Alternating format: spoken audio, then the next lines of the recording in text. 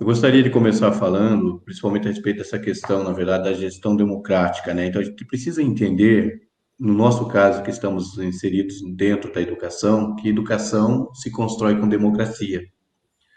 Quando nós partimos desse princípio de que educação se constrói com democracia, nós estamos, de certa forma, tentando fazer com que as pessoas compreendam que quando nós participamos de maneira ativa da construção do projeto educacional que nós queremos para o nosso país, e isso, na verdade, perpassa, né, no caso da CONAP ou da própria CONEP que nós estamos construindo dentro do nosso estado, por vários setores da sociedade.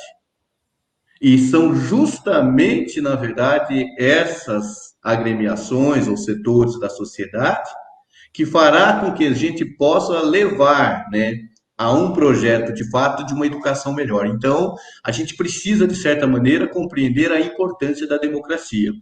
Quando nós falamos da importância da democracia, é pensar num cidadão capaz de pensar por si só, de saber o que quer para si e o que ele espera do próprio futuro. E também, ao mesmo tempo, que ele tenha condições de entender que dentro desse meio social no qual nós estamos inseridos, nós também somos responsáveis pela sociedade que queremos lá fora. A democracia que eu quero para mim é a democracia que nós temos que desejar para o outro. Não dá para a gente pensar num processo educacional sem falar, na verdade, na questão democracia, mas ao mesmo tempo entender a democracia que ela tem, na verdade, dois lados, né? Aquilo que eu penso, mas também que a gente tem que compreender o que o outro está pensando aí nesse sentido. Então, isso é extremamente importante. Uma outra questão que perpassa por aí também é a questão da valorização do profissional. E nós não podemos esquecer desse detalhe. A valorização do profissional de educação é extremamente importante para se construir uma educação melhor. E aí, infelizmente, não tem como a gente não repensar nisso. Nós estamos, por exemplo, no estado do Paraná, o último reajuste que os profissionais de educação tiveram foi, na verdade, em janeiro de 2016. E isso não traz a nenhum trabalhador, independente de ser público ou privado, motivação para poder, de certa maneira, desempenhar o seu papel, o seu trabalho, né, com uma vontade a mais. E eu quero dizer o contrário. Infelizmente, apesar de tudo isso, mesmo vivendo numa pandemia, os nossos profissionais de educação têm feito milagre para que essa educação pudesse acontecer. Para poder, de certa maneira, desempenhar o seu papel. Então, a gente precisa, de certa forma, entender essa questão toda, né? Para a gente poder também avançar nesse sentido. Senão, a gente não avança de maneira alguma. Outro detalhe: como que nós iremos pensar uma educação ou construir uma educação sem ter essa participação ativa da própria população? No estado do Paraná, por exemplo, além da questão da militarização das escolas, nós temos aí a implantação, já a partir do ano que vem, 2022, do novo ensino médio. Mas um novo ensino médio que não foi debatido dentro das nossas escolas pelos profissionais de educação. Um novo ensino médio que criaram disciplinas, mas não consultaram a nossa comunidade escolar como um todo, se aquela disciplina realmente é extremamente importante para aquele elo. E nós pensamos o quê? Num projeto político-pedagógico. Um projeto político-pedagógico, ele só é bom quando ele, na verdade, atende a demanda da sua região, da sua comunidade, ou daquele meio onde as pessoas estão inseridas. Não se constrói um plano, né, um projeto político para uma determinada escola sem conversar com essa escola. Então, de novo, a gente volta no tema principal, por isso que eu estou falando que para mim, é um dos principais eixos, é esse que nós estamos dizendo que educação se constrói com democracia. Por quê? Por que não quer debater? Primeiro questionamento que nós temos que fazer para o nosso governo, entende? Eu falei do secretário, né, de educação que nós temos no estado do Paraná.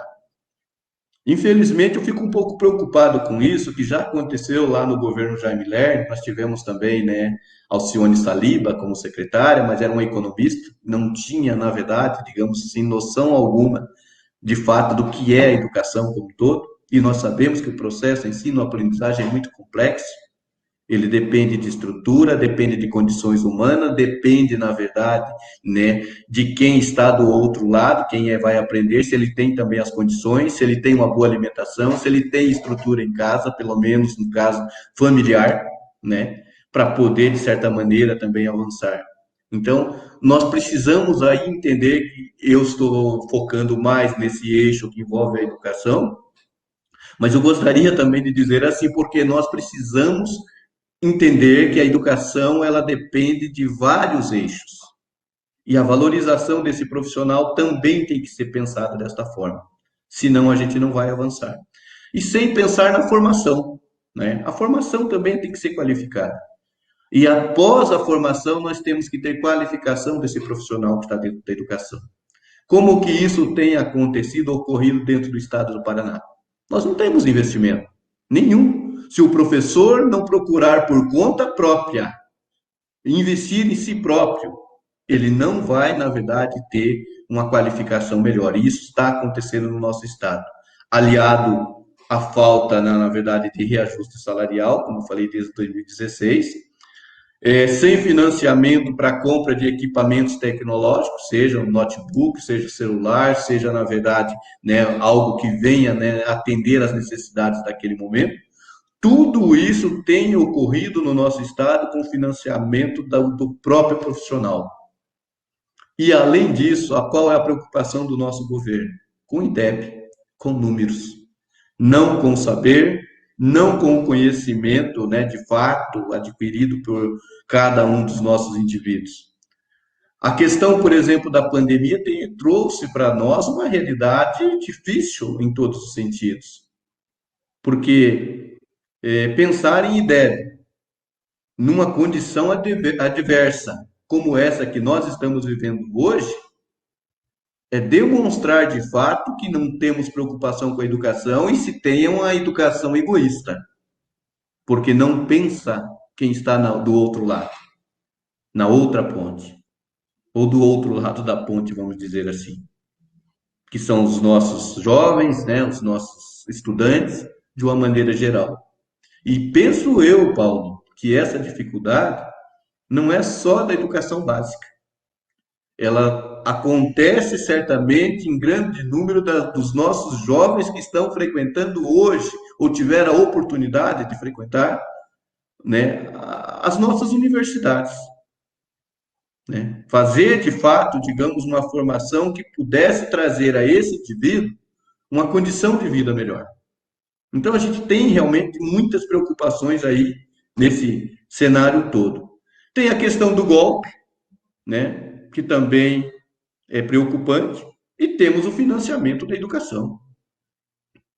O financiamento da educação é extremamente importante. Não se constrói um projeto de educação, como você falava já hoje, né, de alguns dados, alguns números, né, do Plano Nacional de Educação, as metas que nós gostaríamos de atingir e que de certa forma não aconteceu. E se aconteceu, aconteceu de maneira precarizada, sim, porque não houve o investimento que a gente esperava. Então, a gente tem aí, de fato, né, muito ainda a pensar e a construir. E esse projeto da nossa CONEP é essencial para pensar os passos que temos que dar, pensando na qualidade de uma educação pública, gratuita, né, que seja inclusiva e democrática. Senão, a gente não tem condições, né, de fato, de avançar. Lembrando que nós tínhamos um projeto de educação. E esse projeto foi jogado fora, porque não interessava, né, aqueles que estão no poder hoje. E é essa a diferença que nós temos entre o Plano Nacional de Educação, que deveria ter uma validade por 10 anos e ser repensado e reavaliado nas próximas conferências, e nós não tivemos nenhuma coisa nem outra. Então, fica também aí um pouquinho, né, digamos, da nossa preocupação com aqueles que pensam a educação no nosso país. E, infelizmente, né, como você citou, Paulo, a questão do conservadorismo, da forma como ele muitas vezes acaba exercendo, né, uma pressão sobre a nossa população, é preocupante, porque é a visão de alguns e não do todo. Então, esse conservadorismo, ele está na mídia, ele está nos meios de comunicação de uma maneira geral, está dentro dos templos religiosos, tá? Que pregam isso para a nossa sociedade também, e faz um contraponto àquilo que nós chamamos de democracia, fazer com que o indivíduo possa pensar, refletir, avaliar a conjuntura pela qual, né, da qual nós estamos vivenciando hoje, e mais do que isso, né, tenta apagar a vontade de continuar aprendendo, de continuar crescendo e de querer ser alguém. Isso é muito preocupante. A pandemia trará sérios prejuízos para os nossos jovens, com toda certeza.